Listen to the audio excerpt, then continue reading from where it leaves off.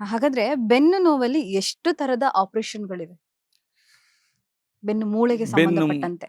Operation ಅಂತ ಹೇಳಿದ್ರೆ ನಾವು ಯಾವ ರೀತಿ ಮಾಡ್ತೇವೆ, ಹ್ಮ್, ಹ್ಮ್, ಎಲ್ಲಿ ಮಾಡ್ತೇವೆ ಹ್ಮ್, ಅದ್ರ ಮೇಲೆ ಹೊಂದ್ಕೊಂಡು ಹೋಗ್ತದೆ. ಹ್ಮ್, ಹ್ಮ್. ಉದಾಹರಣೆಗೆ ಲೋವರ್ ಬ್ಯಾಕ್ ನಲ್ಲಿ ಅಂತ ಹಾ, ಹೇಳಿದ್ರೆ ಓಕೆ. ನಾವು ಎಂಡೋಸ್ಕೋಪಿಕ್ ಡಿಸ್ಕೆಕ್ಟಮಿ ಅಂತ ಮಾಡಬಹುದು. ಹ್ಮ್, ಹ್ಮ್, ಎಂಡೋಸ್ಕೋಪ್ ಅನ್ನು ಯೂಸ್ ಮಾಡಿಕೊಂಡು ಹ್ಮ್, ಡೈರೆಕ್ಟ್ ಆಗಿ ಎಲ್ಲಿ ಡಿಸ್ಕ್ ಜರುಗಿದೆ ಹ್ಮ್, ಅಲ್ಲಿ ಹೋಗ್ಬಿಟ್ಟು ಆ ಡಿಸ್ಕ್ ಅನ್ನ ತೆಗೆದ್ಬಿಟ್ಟು ಹ್ಮ್, ಇದು ಮಾಡುವಂತ ಹ್ಮ್, ಹ್ಮ್, ಎಂಡೋಸ್ಕೋಪಿ. ಹೊರಗಡೆ ಗಾಯ ಜಾಸ್ತಿ ಇರೋದಿಲ್ಲ, ಚಿಕ್ಕ ಗಾಯ ಇರ್ತದೆ. ಹ್ಮ್, ಹ್ಮ್, ಸೊ ಒಂದು ಲೆಸ್ ದೆನ್ 1 ಸೆಂಟಿಮೀಟರ್ ಗಾಯ ಹ್ಮ್, ಹ್ಮ್, ಇರ್ತದೆ. ಹ್ಮ್, ಸೊ ಆಮೇಲೆ ಒಳಗಡೆ ಕೂಡ ಬೋನ್ ಕಟ್ಟಿಂಗ್ ಕೂಡ ಜಾಸ್ತಿ ಇರೋದಿಲ್ಲ. ಹ್ಮ್, ಸೊ ಅದನ್ನ ಎಂಡೋಸ್ಕೋಪಿ ಮುಖಾಂತರ ಮಾಡಬಹುದು. ಹ್ಮ್, ಇನ್ನು ಅದನ್ನ ಬಿಟ್ರೆ ಮೈಕ್ರೋಸ್ಕೋಪಿಕ್ ಸರ್ಜರಿ ಅಂತ ಹೇಳಿ ಮೈಕ್ರೋಸ್ಕೋಪ್ ಅನ್ನ ಯೂಸ್ ಮಾಡಿಕೊಂಡು ಹ್ಮ್, ಹ್ಮ್, ಮೈಕ್ರೋಸ್ಕೋಪ್ ಏನ್ ಮಾಡುತ್ತೆ ಅಂದ್ರೆ ಸ್ವಲ್ಪ ದೊಡ್ಡದಾಗಿ ಕಾಣಿಸ್ತದೆ, ಸಣ್ಣ ಜಾಗವನ್ನ ದೊಡ್ಡದಾಗಿ ಕಾಣಿಸ್ತದೆ. ಹ್ಮ್, ಹ್ಮ್, ಸೊ ಮೈಕ್ರೋಸ್ಕೋಪ್ ಯೂಸ್ ಮಾಡಿ ಮೈಕ್ರೋಸ್ಕೋಪಿಕ್ ಸರ್ಜರಿ ಅಂತ ನಾವು ಹ್ಮ್, ಮಾಡ್ತೀವಿ. ಹ್ಮ್, ಹ್ಮ್, ಸೊ ಇನ್ನು ಕೆಲವೊಮ್ಮೆ ಮೂಳೆ ಆಲ್ರೆಡಿ ಜರುಗಿದೆ, ಹ್ಮ್. ಮೂಳೆ ಒಂದರ ಮೇಲೆ ಒಂದು ಜರುಗ್ತಾ ಓ, ಇದೆ, ಓ, ಓಕೆ. ಅಂಥವರಿಗೆ ಬರೀ ಡಿಸ್ಕೆಕ್ಟಮಿ ಮಾಡಿದ್ರೆ ಸಾಕಾಗೋದಿಲ್ಲ. ಬರೀ ಡಿಸ್ಕ್ ರಿಮೂವಲ್ ಮಾಡಿದ್ರೆ, ಬರೀ ನರದ ಮೇಲೆ ನಾವು ಒತ್ತಡ ತೆಗೆದ್ರೆ ಹ್ಮ್, ಸಾಕಾಗೋದಿಲ್ಲ. ಹ್ಮ್, ಹ್ಮ್, ಹ್ಮ್. ಯಾಕಂದ್ರೆ ಮೂಳೆ ಜರುಗ್ತಾ ಇದೆ, ಹೌದು. ಅವ್ರಿಗೆ ಮತ್ತೆ ಪುನಃ ಒತ್ತಡ ಬೀಳ್ತದೆ. ಹ್ಮ್, ಹ್ಮ್, ಸೊ ಆವಾಗ ಏನ್ ಮಾಡ್ಬೇಕು, ಅವರಿಗೆ ಫ್ಯೂಷನ್ ಸರ್ಜರಿ ಅಂತ ಮಾಡ್ಬೇಕಾಗುತ್ತೆ. ಫ್ಯೂಷನ್ ಅಂತ ಹೇಳಿದ್ರೆ ಸ್ಕ್ರೂ ಹಾಕ್ಬಿಟ್ಟು ಹಾ, ಹಾ, ಮೇಲ್ಗಡೆ ಮೂಳೆ ಒಳಗಡೆ, ಕೆಳಗಿನ ಹ್ಮ್, ಮೂಳೆ ಒಳಗಡೆ ಸ್ಕ್ರೂ ಹಾಕ್ಬಿಟ್ಟು ರಾಡ್ ಹಾಕ್ಬಿಟ್ಟು ಹ್ಮ್, ಬಂದೋಬಸ್ತ್ ಮಾಡ್ಬೇಕು. ಮೂಳೆ ಜರುಗದಿದ್ದಾಗೆ ಮಾಡ್ಬೇಕಾಗತ್ತೆ. ಅದಕ್ಕೆ ಫ್ಯೂಷನ್ ಸರ್ಜರಿ ಅಂತ ಹ್ಮ್, ಹೇಳ್ತೀವಿ. ಹ್ಮ್, ಹ್ಮ್, ಹ್ಮ್. ಸೊ ಎಂಡೋಸ್ಕೋಪಿಕ್ ಡಿಸ್ಕೆಕ್ಟಮಿ, ಮೈಕ್ರೋಸ್ಕೋಪಿಕ್ ಡಿಸ್ಕೆಕ್ಟಮಿ, ಫ್ಯೂಷನ್ ಇದು ನಾವು ಸೊಂಟದ ಇದರಲ್ಲಿ. ಹ್ಮ್. ಆಮೇಲೆ ಇನ್ನು ಕುತ್ತಿಗೆ ಭಾಗಕ್ಕೆ ಬಂದ್ರೆ ನೀವು ಮುಂದ್ಗಡೆಯಿಂದ ಆಪರೇಷನ್ ಮಾಡಬಹುದು. Hmm. Same fusion. Hmm, hmm. ಅಲ್ಲಿ ಬರೀ ಡಿಸ್ಕೆಕ್ಟಮಿ ಮಾಡಕ್ ಆಗಲ್ಲ, ಯಾಕಂದ್ರೆ ಡಿಸ್ಕ್ ಇರೋದೇ ತೀರಾ ಚಿಕ್ಕದು. ನೀವು ಹ್ಮ್, ಡಿಸ್ಕ್ ಹ್ಮ್, ತೆಗೆದ್ರೆ ಅದು ಕೊಲಾಪ್ಸ್ ಆಗುತ್ತೆ. ಹ್ಮ್, ಸೊ ಆವಾಗ ನಾವು ಅಲ್ಲಿಗೆ ಈ ಡಿಸ್ಕ್ ಅನ್ನ ತೆಗೆದ್ಬಿಟ್ಟು ಹ್ಮ್, ಆ ಭಾಗಕ್ಕೆ ಸಪೋರ್ಟ್ ಹಾಕ್ತಿವಿ, ಹ್ಮ್. ಕೇಜ್ ಅಂತ ಹಾಕ್ತಿವಿ. ಹ್ಮ್, ಹ್ಮ್, ಹ್ಮ್. ಟೈಟಾನಿಯಂ ಇಂದ ಕೇಜ್ ಬರುತ್ತೆ, ಪೀಕ್ ಮೆಟೀರಿಯಲ್ ಅಂತ ಪ್ಲಾಸ್ಟಿಕ್ ತರ ಮೆಟೀರಿಯಲ್ ಕೇಜ್ ಬರುತ್ತೆ.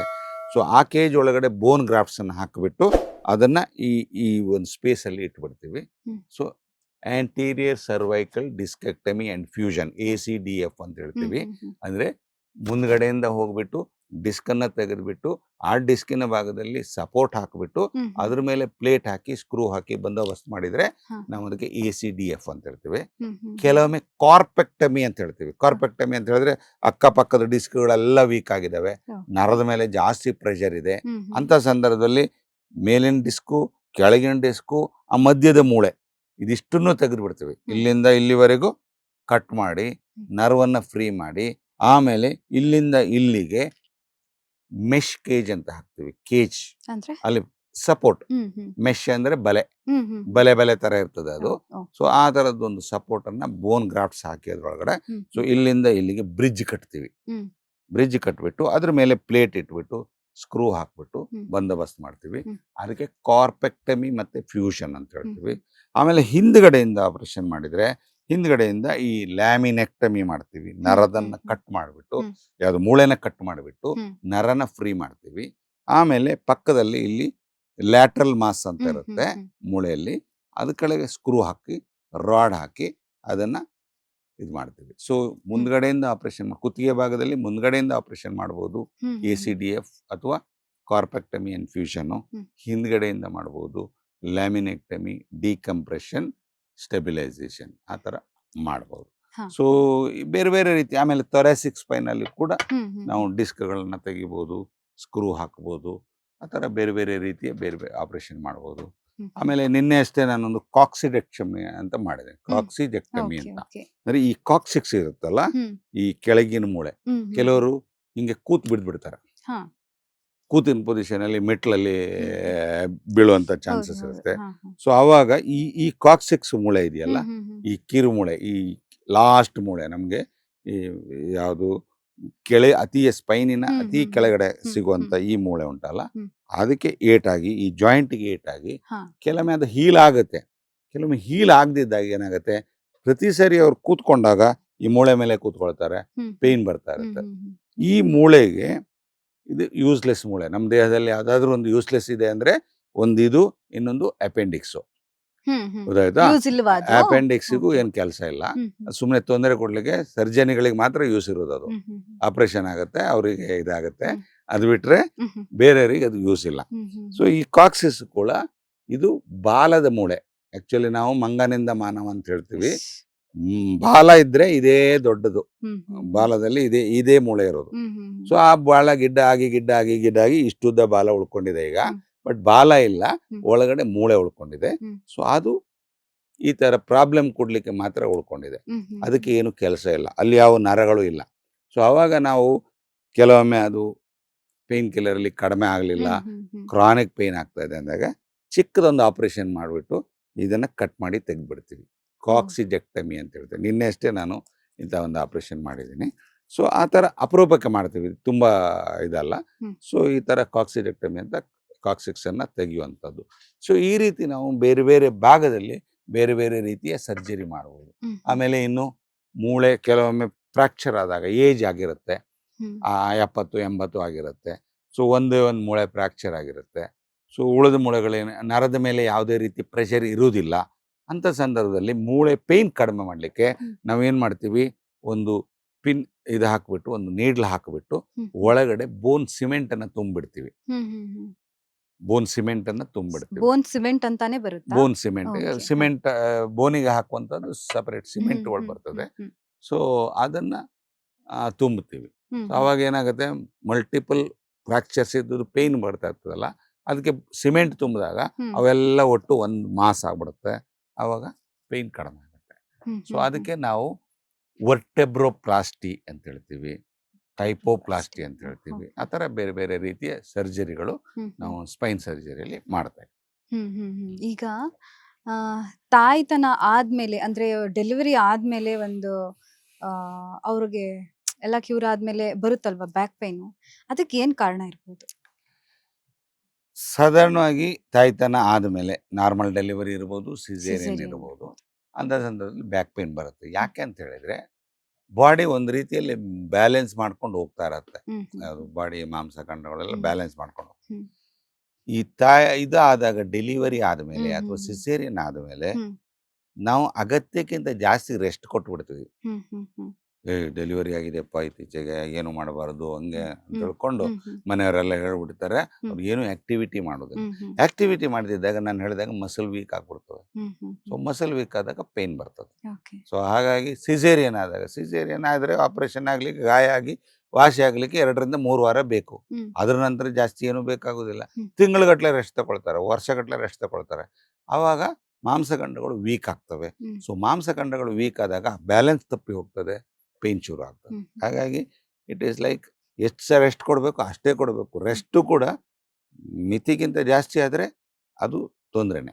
ಹ್ಮ್ ಹ್ಮ್ ಹ್ಮ್ ಸೊ ಹಾಗಾಗಿ ಅದು ಬಿಕಾಸ್ ಆಫ್ ದಿಸ್, ಅದು ವಿಪರೀತ ರೆಸ್ಟ್ ಕೊಡೋದ್ರಿಂದ hmm so hmm activity back ಹಾ to normal, back to activity ಮಾಡ್ಕೊಂಡಿದ್ರೆ ಹ್ಮ್. ಆ ಸಮಸ್ಯೆಗಳು ಅಂದ್ರೆ ಬರೋದಿಲ್ಲ. ಅವು ನಾರ್ಮಲ್ ಪೀಪಲ್ ಇವಾಗ ಜನಗಳು ಯೋಚನೆ ಮಾಡೋದು ಏನು ಅಂದ್ರೆ, ಈಗ ಡೆಲಿವರಿ ಆಗೋಕ್ಕಿಂತ ಮುಂಚೆ ಬೆನ್ನು ಮೂಳೆಗೆ ಇಂಜೆಕ್ಷನ್ ಕೊಡ್ತಾರೆ ಅನ್ನೋದು ಅವ್ರಿಗೆ ಗೊತ್ತಿದೆ. ಅವ್ರ ಮೈಂಡ್ ಅಲ್ಲಿ ಇರೋದು ಅದೇನೆ.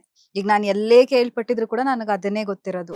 ಅಂದ್ರೆ ಅದ್ರಿಂದ ನಮಗೆ ಬೆನ್ನು ಬರುತ್ತೆ, ಬೆನ್ನು ಮೂಳೆಗೆ ಇಂಜೆಕ್ಷನ್ ಕೊಡೋದ್ರಿಂದ, ಏನು ಬೆನ್ನನ್ನ ಬಗ್ಗಿಸ್ಕೊಂಡು ಇಂಜೆಕ್ಷನ್ ಕೊಡೋದ್ರಿಂದ ಬೆನ್ನು ಮೂಳೆಗೆ ಪ್ರಾಬ್ಲಮ್ ಇಲ್ಲ ಆಗಿ ಇಲ್ಲ ಅಂದ್ರೆ ಇಲ್ಲಿ ನೋವು ನೋಡಿ, ಬರುತ್ತೆ ಅನ್ನೋದು. ಬೆನ್ನು ಮೂಳೆಗೆ ಇಂಜೆಕ್ಷನ್ ಕೊಟ್ಟಾಗ ಏನ್ ಮಾಡ್ತೀವಿ ಅಂತ ಹೇಳಿದ್ರೆ, ಹ್ಮ್ ಹ್ಮ್ ಇಲ್ಲಿಂದ ನೀಡ್ಲು ಹೋಗ್ತದೆ. ಹ್ಮ್ ಸೊ ಈ ತರ ಡ್ಯೂರಾ ಅಂತ ಇರುತ್ತೆ, ಹ್ಮ್ ಹ್ಮ್ ನರದ ಚೀಲ.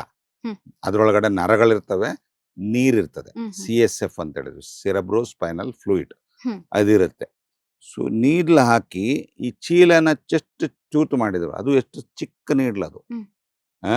25 ಗೇಜ್. ಹ್ಮ್ 25 ಗೇಜ್ ಅಂತೇಳಿ ಹೇಳಿದ್ರೆ ತೀರಾ ಚಿಕ್ಕ ನೀಡ್ಲು ಅದು. ಹ್ಮ್ ಸೊ ಆ ನೀಡ್ಲನ್ನ ನೀವು ಇದ್ರೊಳಗಡೆ ಚುಚ್ಚಿದಾಗ ಈ ಡ್ಯೂರಾ ತೂತಾಗತ್ತೆ, ಅದರಲ್ಲಿರೋ ನೀರು ಹೊರಗೆ ಬರುತ್ತೆ. ಹ್ಮ್ ಅದಕ್ಕೆ ಇಂಜೆಕ್ಷನ್ ಹ್ಮ್ ಕೊಡ್ತಾರೆ. ಹ್ಮ್ ಹ್ಮ್ ಅಲ್ಲಿ ಯಾವುದೇ ಬೆನ್ನು ನೋವಿಗೆ ಕಾರಣ ಆಗುವಂತ ಯಾವುದೇ ಸ್ಟ್ರಕ್ಚರು ಅಲ್ಲಿ ಇನ್ವಾಲ್ವ್ ಆಗೋದಿಲ್ಲ. ಹ್ಮ್ ಈ ಮಾಂಸಖಂಡದಲ್ಲಿ ಹೋಗುತ್ತೆ, ಅಲ್ಲಿ ಡ್ಯೂರಾ ಚುಚ್ತದೆ. ಹ್ಮ್. ಅಲ್ಲಿ ಯಾವ ಲಿಗಮೆಂಟಿಗಾಗಲಿ ಯಾವುದೇ ಇದಕ್ಕೂ ಇಂಜುರಿ ಆಗೋದಿಲ್ಲ. ಹ್ಮ್. ಹಾಗಾಗಿ ಆ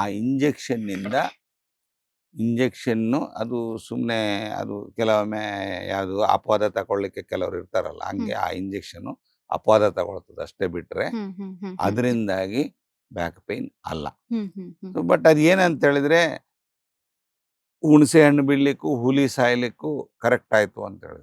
ಹುಣಸೆ ಹಣ್ಣು ಬಿದ್ದದ್ರಿಂದ ಹುಲಿ ಸತ್ತಿದ್ದಲ್ಲ, ಆ ಬೀಳೋ ಟೈಮಿಗೆ ಅದಕ್ಕೆ ಹಾರ್ಟ್ ಅಟ್ಯಾಕ್ ಆಗಿದೆ, ಅದು ಸತ್ತೋಗಿದೆ. ಹಂಗೆ ಈ ಇಂಜೆಕ್ಷನ್ ಕೊಟ್ಟು ಇವರು ವಿಪರೀತ ರೆಸ್ಟ್ ತಗೊಂಡ್ರಿಂದ ಬ್ಯಾಕ್ ಪೈನ್ ಬಂದಿರುತ್ತೆ. ಆದ್ರೆ ನಿಷ್ಠುರ ಯಾವ್ದಿಗೆ? ಇಂಜೆಕ್ಷನ್ಗೆ. ಅಪವಾದ ಯಾರಿಗೆ? ಇಂಜೆಕ್ಷನ್ಗೆ. ಹಾಗಾಗಿ ಅದರಿಂದ ಅಲ್ವೇ ಅಲ್ಲ, ಅದು ಸ್ಪೈನಲ್ ಇಂಜೆಕ್ಷನ್ ಇಂದ ಬ್ಯಾಕ್ ಪೈನ್ ಬರೋದಿಲ್ಲ. ಸೊ ಬಟ್ ಬರೋದು ವಿಪರೀತ ರೆಸ್ಟ್ ತಗೊಳ್ಳೋದ್ರಿಂದ. ನಾರ್ಮಲ್ ಡೆಲಿವರಿ ಆಯ್ತಾ, go back to activity, within 10-15 days activity ಹೋಗಿ. ಸಿಸೇರಿಯನ್ ಆಯ್ತಾ, 1 month ಅಲ್ಲಿ ವಾಪಸ್ ಗೋ ಬ್ಯಾಕ್ ಟು ಆಕ್ಟಿವಿಟಿ. ಅವಾಗ ಯಾವ ಬ್ಯಾಕ್ ಪೈನು ಬರೋದಿಲ್ಲ. ವಿಪರೀತ ರೆಸ್ಟ್ ತಗೊಂಡ್ರೆ ನಂಗೆ ಆಪರೇಷನ್ ಆಗಿದೆ, ನಂಗಾಯ್ತು, ಹಂಗಾಯ್ತು, ಹಿಂಗಾಯ್ತು ಅಂತ ಹೇಳ್ಕೊಂಡು ವಿಪರೀತ ರೆಸ್ಟ್ ತಗೊಂಡ್ರೆ ಬಾಡಿಯ ಬ್ಯಾಲೆನ್ಸ್ ತಪ್ಪಿ ಹೋಗ್ತದೆ, ಅವಾಗ ಬ್ಯಾಕ್ ಪೈನ್ ಬರುತ್ತೆ. ಓಕೆ. ದಿನನಿತ್ಯ ಇವಾಗ ವಾಕ್ ಮಾಡೋದು ಎಷ್ಟು ಮುಖ್ಯ ಆಗುತ್ತೆ ಬಾಡಿ ಮೂಳೆಗಳಿಗೆ? ದಿನನಿತ್ಯ ವಾಕಿಂಗು ಬಾಡಿಗೆ ಅಂತ ಹೇಳಿಲ್ಲ, ಮೂಳೆಗಳಿಗೆ ಮಾತ್ರ ಅಲ್ಲ, ಹಾರ್ಟಿಗೂ ಕೂಡ ಬೇಕು. ಪ್ರತಿಯೊಂದು ಇದಕ್ಕೆ ಆಕ್ಟಿವಿಟಿ ಬೇಕು. ಮಾಂಸಖಂಡ ರಕ್ತ ಚಲಾವಣೆ ಆಗಬೇಕು. ನಮ್ಮ ಬಾಡಿಯ ಲಾಂಜಿವಿಟಿ ಅಂತ ಹೇಳ್ತೀವಿ, ಏನು ಎಷ್ಟು ದಿವಸ ಬಾಳತ್ತೆ ನಮ್ಮ ದೇಹ, ಆ ಲಾಂಜಿವಿಟಿ ಅನ್ನೋದು ವ್ಯಾಸ್ಕ್ಯುಲರ್ ಹೆಲ್ತ್ ಮೇಲೆ ಡಿಪೆಂಡ್ ಆಗಿದೆ. ಮನುಷ್ಯ ಯಾಕೆ ಸಾಯ್ತಾನೆ? ಒಂದು ಹಾರ್ಟ್ ಅಟ್ಯಾಕ್ ಆಗಿ ಸಾಯ್ತಾನೆ, ಸ್ಟ್ರೋಕ್ ಆಗಿ ಸಾಯ್ತಾನೆ. ಸೊ ಇದೆಲ್ಲ ಪ್ರಾಬ್ಲಮ್. ಇದೆಲ್ಲ ಆಗೋದು ಸ್ಟ್ರೋಕ್ ಬ್ರೈನಲ್ಲಿ ಆಗೋದು, ಹಾರ್ಟ್ ಅಟ್ಯಾಕ್ ಹಾರ್ಟಲ್ಲಿ ಆಗೋದು, ಆದ್ರೆ ಕಿಡ್ನಿ ಫೇಲ್ಯೂರು ಕಿಡ್ನಿಯಲ್ಲಿ ಆಗೋದು. ಆದ್ರೆ ಇದೆಲ್ಲ ಆಗೋದಕ್ಕೂ ಒಂದೇ ಒಂದು ಮೂಲ ಕಾರಣ ವ್ಯಾಸ್ಕ್ಯುಲಾರಿಟಿ. ಅದಕ್ಕೆ ಹೋಗುವಂತ ಬ್ಲಡ್ ಸಪ್ಲೈ, ಅದಕ್ಕೆ ಹೋಗುವಂತ ಬ್ಲಡ್ ಸರ್ಕ್ಯುಲೇಷನ್, ಆ ವ್ಯಾಸ್ಕ್ಯುಲರ್ ಸಪ್ಲೈ ಏನಿದೆ ಅದು ಎಲ್ಲಿ ಪ್ರಾಬ್ಲಮ್ ಆಗತ್ತೆ ಅಲ್ಲಿ ತೊಂದರೆ ಕೊಡುತ್ತೆ. ಪ್ರಾಬ್ಲಮ್ ಇರೋದು ವ್ಯಾಸ್ಕ್ಯುಲಾರಿಟಿಯಲ್ಲಿ. ಸೊ ಆ ವ್ಯಾಸ್ಕ್ಯುಲಾರಿಟಿ ಇಂಪ್ರೂವ್ಮೆಂಟ್ ಆಗಬೇಕಿದ್ರೆ ವಾಕಿಂಗ್ ಮಾಡಬೇಕು, ಎಕ್ಸಸೈಸ್ ಮಾಡಬೇಕು. ಸೊ ಹಾಗಾಗಿ ಯಾವುದು ಜಾಸ್ತಿ ದಿವಸ ಬದುಕಬೇಕು, ಜಾಸ್ತಿ ದಿವಸ ಆಕ್ಟಿವ್ ಆಗಿ ಹೆಲ್ದಿಯಾಗಿ ಇರಬೇಕು ಅಂತ ಹೇಳಿದ್ರೆ walking and exercises is A must. Okay. ಹಾಗಾದ್ರೆ ಫಿಸಿಯೋಥೆರಪಿ ಅನ್ನೋದು ಒಂದು ಇದೆ, ಏನಂದ್ರೆ ಫಿಸಿಯೋಥೆರಪಿ ಅಂದ್ರೆ ಏನು? ಫಿಸಿಯೋಥೆರಪಿ ಅಂದ್ರೆ ಫಿಸಿಕಲ್ ಥೆರಪಿ ಅಂದ್ರೆ ನಾವು ದೈಹಿಕ ಚಿಕಿತ್ಸೆ ಅಂತ ಹೇಳ್ತೇವೆ. ನಾನು ಅವಾಗ ಹೇಳಿದೆ ಕೀಮೋಥೆರಪಿ ಅಂದ್ರೆ ಕೆಮಿಕಲ್ ಥೆರಪಿ, ಮೆಡಿಸಿನ್ ಇಂದ ಟ್ರೀಟ್ಮೆಂಟ್ ಮಾಡೋದು. ಫಿಸಿಯೋಥೆರಪಿ ಅಂದ್ರೆ ಫಿಸಿಕಲ್ ಥೆರಪಿ ಅಂದ್ರೆ ದೈಹಿಕ ಚಿಕಿತ್ಸೆ. ಸೊ ಇದು ನಾವು ಸಾಧಾರಣವಾಗಿ ಬ್ಯಾಕ್ ಪೇನ್ ಬಂದವರಿಗೆ ಸ್ಟಾರ್ಟಿಂಗ್ ಅಲ್ಲಿ ಬ್ಯಾಕ್ ಪೇನ್ ಬಂತು, 2 ದಿವಸ ಬಂತು, 3 ದಿವಸ ಬಂತು ಅಂತ ಹೇಳಿದ್ರೆ ನಾವು ಅವ್ರನ್ನ ಚೆಕ್ ಮಾಡ್ತೀವಿ. ಏನಕ್ಕೆ ಚೆಕ್ ಮಾಡ್ತೀವಿ ಅಂತ ಹೇಳಿದ್ರೆ ಅವ್ರಿಗೆ ಏನಾದ್ರು ಜಾಸ್ತಿ ಸಮಸ್ಯೆ ಆಗಿದೆಯಾ, ನರ್ವ್ ವೀಕ್ನೆಸ್ ಏನಾರು ಆಗಿದೆಯಾ, ನರದ ಮೇಲೆ ಜಾಸ್ತಿ ಒತ್ತಡ ಇದೆಯಾ, ಆ ಥರದ್ದು ನೋಡ್ತೀವಿ. ಆ ಥರದ್ದು ಏನು ಇಲ್ಲ ಅನ್ಸಿದ್ರೆ ಅವರಿಗೆ ನಾವು ಒಂದು ಸಿಂಪಲ್ ಪೇನ್ ಕಿಲ್ಲರ್ ಕೊಡ್ತೀವಿ. ಪೇನ್ ಕಿಲ್ಲರ್ 1-2 ದಿವಸ 3 ದಿವಸ ಮಸಿಲ್ ರಿಲ್ಯಾಕ್ಸೆಂಟ್ ಕೊಡ್ತೀವಿ. ಆಮೇಲೆ ಅದ್ರ ಜೊತೆಗೆ ಅದರ ಸಪೋರ್ಟಿವ್ ಮೆಡಿಸಿನ್ ಕೊಡ್ತೀವಿ. ಯಾವುದೇ ಪೇನ್ ಕಿಲ್ಲರ್ ಕೊಟ್ಟಾಗ ಅವ್ರಿಗೆ ಗ್ಯಾಸ್ಟ್ರಿಕ್ ಡೆವಲಪ್ ಆಗ್ಬೋದು, ಗ್ಯಾಸ್ಟ್ರಿಕ್ ಟ್ಯಾಬ್ಲೆಟ್ ಕೊಡ್ತೀವಿ. ಆಮೇಲೆ ನರ್ವ್ ಸಪ್ಲೈಗೆ, ನರ್ವಿಗೆ ಸ್ಟ್ರೆಂಥನಿಂಗ್ಗೆ ಸ್ವಲ್ಪ ಟ್ಯಾಬ್ಲೆಟ್ ಕೊಡ್ತೀವಿ. ಈ ಥರ ಕೊಟ್ಟು ಒಂದು 5 ದಿವಸನ 1 ವಾರನ ಮಾತ್ರೆ ಕೊಟ್ಟು ನೋಡ್ತೀವಿ. ಕಡಿಮೆ ಆಗಿಲ್ಲ, ವಾಪಸ್ ಬರ್ತಾರೆ. ಅಂಥ ಸಂದರ್ಭದಲ್ಲಿ ನಾವು ಫಿಸಿಯೋಥೆರಪಿಯನ್ನು ಅಡ್ವೈಸ್ ಮಾಡ್ತೀವಿ. ಯಾವಾಗಲೂ ಪುನಃ ರೀಅಸೆಸ್ ಮಾಡ್ತೀವಿ ಪೇಷಂಟನ್ನು. ಏನಾದ್ರು ಬೇರೆ ಸಮಸ್ಯೆಗಳು ಶುರುವಾಗಿದೆಯಾ, ಬೇರೆ ಸಮಸ್ಯೆ ಶುರು ಆಗ್ತಾ ಇದೆ ಅಥವಾ ಜಾಸ್ತಿ ಪ್ರಾಬ್ಲಮ್ ಇದೆ ಅಂತಂದರೆ ನಾವು MRI ಮಾಡಕ್ಕೆ ಹೇಳ್ತೀವಿ, ಎಕ್ಸ್ರೇ ಮಾಡಕ್ಕೆ ಹೇಳ್ತೀವಿ. ಆ ಥರ ಇನ್ವೆಸ್ಟಿಗೇಷನ್ಸನ್ನ ಮಾಡ್ತೀವಿ. ಸೊ ಏನು ಆ ಥರದ್ದು ಮಾಡಿದಾಗ ಅಂಥ ದೊಡ್ಡ ಸಮಸ್ಯೆಯನ್ನು ಕಾಣಲಿಲ್ಲ ಅನ್ನುವಾಗ ಫಿಸಿಯೋಥೆರಪಿ ಅಂತ ಮಾಡ್ತೀವಿ. ಫಿಸಿಯೋಥೆರಪಿ ಅಂದರೆ ಅದು ಟ್ರ್ಯಾಕ್ಷನ್ ಇರ್ಬೋದು. ಈಗ ಇದು ಬೆಲ್ಟ್ ಹಾಕಿಬಿಟ್ಟು ಈ ಎಳಿ ಅಂತದ್ದು. ಸೊ ಇದು ಡಿಸ್ಕು ಜರುಗಿರುತ್ತೆ. ಸೊ ಬೆಲ್ಟ್ ಹಾಕಿ ಎಳೆದಾಗ ಸ್ವಲ್ಪ ಮಟ್ಟಿಗೆ ಅದು ಒಳಗಡೆ ಹೋಗಿ ಕೂತ್ಕೊಳ್ಳುವಂಥ ಚಾನ್ಸಸ್ ಇರುತ್ತೆ. ಸೊ ಅದಕ್ಕೆ ನಾವು ಪೆಲ್ವಿಕ್ ಟ್ರಾಕ್ಷನ್ ಅಂತ ಹೇಳ್ತೀವಿ. ಅಥವಾ ಕುತ್ತಿಗೆ ಭಾಗದಲ್ಲಿ ಆದರೆ ಅದಕ್ಕೆ ಸರ್ವೈಕಲ್ ಟ್ರಾಕ್ಷನ್ ಅಂತ ಹೇಳ್ತೀವಿ. ಈಗ ಹೊಸ ಮೆಷಿನ್ ಬಂದಿದೆ, ಡಿಕಂಪ್ರೆಷನ್ ಅಂತ, ಸ್ವಲ್ಪ ಬೆಟರ್ ವರ್ಷನ್ ಮೆಷಿನ್ ಬಂದಿದೆ. ಸೊ ಸರ್ವೈಕಲ್ ಡಿಕಂಪ್ರೆಷನ್ ಅಥವಾ ಸರ್ವೈಕಲ್ ಟ್ರಾಕ್ಷನ್ ಅಂತ ಕೊಡ್ತೀವಿ. ಆಮೇಲೆ ಅಲ್ಟ್ರಾಸೌಂಡ್ ಥೆರಪಿ, ಈ ಟಿಶ್ಯೂ ಹೀಲ್ ಆಗಲಿಕ್ಕೆ, ಟಿಶ್ಯೂ ಏನಾದರೂ ಏಟಾಗಿದೆ, ಸ್ವಲ್ಪ ಇದಾಗಿದೆ, ಡ್ಯಾಮೇಜ್ ಆಗಿದೆ ಅಂದರೆ ಆ ಟಿಶ್ಯೂ ಹೀಲ್ ಆಗಲಿಕ್ಕೆ ಅಲ್ಟ್ರಾಸೋನಿಕ್ ವೇವ್ಸ್ ಅನ್ನು ಅಲ್ಲಿ ಕೊಡ್ತೀವಿ.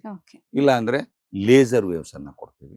ಸೊ ಈ ರೀತಿ ಬೇರೆ ಬೇರೆ ರೀತಿಯ ಫಿಸಿಯೋಥೆರಪಿ ಟ್ರೀಟ್ಮೆಂಟ್. ಆಮೇಲೆ ಪೇನ್ ಕಿಲ್ಲಿಂಗಿಗೆ ಟೆನ್ಸ್ ಅಂತ, ಟೆನ್ಸ್ ಅಂತ ಒಂದು ಟ್ರೀಟ್ಮೆಂಟ್ ಇದೆ. ಅದರ ಈ ತರ ಟೆನ್ಸ್ ಬೇರೆ ಅಂದ್ರೆ ಬೇರೆ ಹ್ಮ್ ಅಂದ್ರೆ ಸೊ ಯಾವ ರೀತಿ? ಅಂದ್ರೆ ಎಲೆಕ್ಟ್ರಿಕಲ್ ಸ್ಟಿಮ್ಯುಲೇಷನ್ ಹ್ಮ್ ಹ್ಮ್ ಕೊಡುವಂಥದ್ದು. ಹ್ಮ್ ಅದು ಪೇನ್ ಕಿಲ್ಲಿಂಗಿಗೆ ಹ್ಮ್ ಹ್ಮ್ ಹ್ಮ್ ಅದು ಹೆಲ್ಪ್ ಆಗುತ್ತೆ. ಹ್ಮ್ ಸೊ ಈ ರೀತಿ ಬೇರೆ ಬೇರೆ ರೀತಿಯ EMT ಅಂತ ಹೊಸ ಟ್ರೀಟ್ಮೆಂಟ್ ಹ್ಮ್ ಇದೆ. ಹ್ಮ್ ಹಾಗೆ ಬೇರೆ ಬೇರೆ ರೀತಿಯ ಟ್ರೀಟ್ಮೆಂಟ್ ಅನ್ನ ಫಿಸಿಯೋಥೆರಪಿ ಥೆರಪಿಸ್ಟ್ ಅಂತ ಸಪರೇಟ್ ಆಗಿ ಹ್ಮ್ ಈ ಟ್ರೀಟ್ಮೆಂಟ್ ಮಾಡೋರು ಇರ್ತಾರೆ. ಹ್ಮ್ ಅವ್ರ ಮುಖಾಂತರ ನಾವು ಈ ಟ್ರೀಟ್ಮೆಂಟ್ಗಳನ್ನೆಲ್ಲ ಹ್ಮ್ ಹ್ಮ್ ಕೊಡ್ತೀವಿ.